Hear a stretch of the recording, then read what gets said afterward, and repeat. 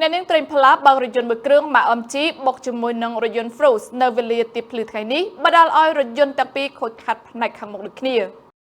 អ្នកនាងត្រេកផ្លាបើករថយន្តមួយគ្រឿងម៉ាក MG ពណ៌លឿងស្លាកលេខកម្ពុជា PT 3636បានជួបគ្រោះថ្នាក់ចរាចរណ៍បុកជាមួយនឹងរថយន្តព្រុសពាក់ស្លាកលេខភ្នំពេញ 2BE 7323ខ្ទេច1កំណាត់មុខទាំងពីរគ្រឿងនៅមុខវត្តក្រពើហាលលើផ្លូវជាតិលេខ2នៅក្នុងសង្កាត់ព្រែកឫស្សីក្រុងតាខ្មៅខេត្តកណ្ដាលកាលពីវេលាម៉ោង 3:23 នាទីទីភ្លឺនៅថ្ងៃពុធទី20 ខែឧសភាឆ្នាំ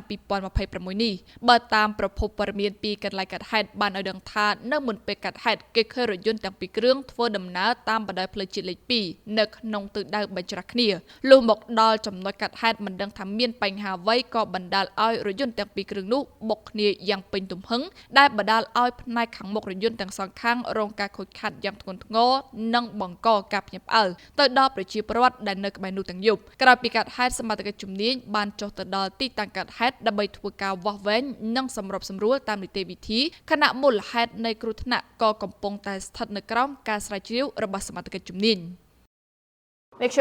Big News